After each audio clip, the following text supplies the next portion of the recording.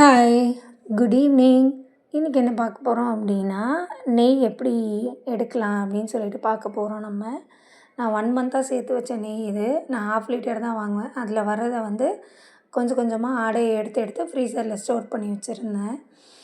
இப்போ அதை எடுத்து ஒரு 1/2 அன் ஹவர் வெளியே வச்சிடணும். வச்சதுக்கப்புறம் என்ன பண்ணணும் அப்படின்னா, அப்படியே அது எல்லாத்தையும் எடுத்து மிக்ஸி ஜாருக்குள்ளே போட்டுட்டு க்ளோஸ் பண்ணிவிட்டு மிக்ஸியில் வச்சு ஃபஸ்ட்டு என்ன பண்ணணும்னா, ஃபஸ்ட்டு எடுத்தோடனே தண்ணியை ஊற்றி அரைக்கக்கூடாது. ஃபஸ்ட்டு என்ன பண்ணணும்னா, இருக்கிறத அப்படியே வந்து கிரைண்ட் பண்ணி பார்க்கணும். கிரைண்ட் பண்ணி பார்த்தீங்கன்னா தான் அது எப்படி இருக்குது அப்படின்றது தெரியும் நம்மளுக்கு.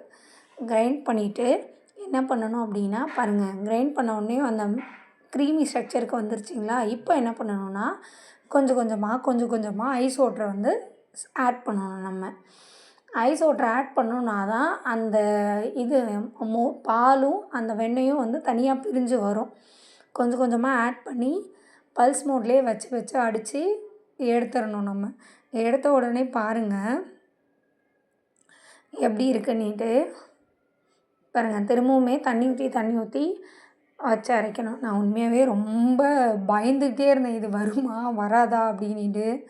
பட் ஆனால் சொல்கிறேன், ரொம்ப சூப்பராக வந்திருந்தது.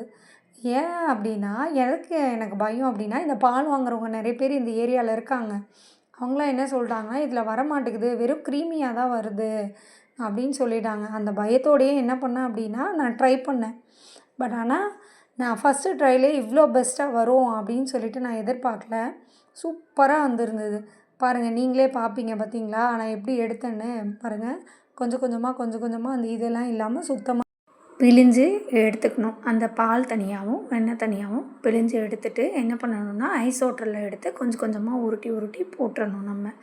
பாருங்கள், நான் அந்த மாதிரி கொஞ்சம் கொஞ்சமாக உருட்டி என்ன பண்ணியிருக்கேன்னா, ஐஸ் வாட்டரில் போட்டு வச்சுருக்கேன். போட்டுட்டு ஃபஸ்ட்டு தண்ணி இது, செகண்டாகவும் எடுத்து என்ன பண்ணணும்னா, க்ளீன் பண்ணிவிட்டு எடுத்து வச்சிடணும்.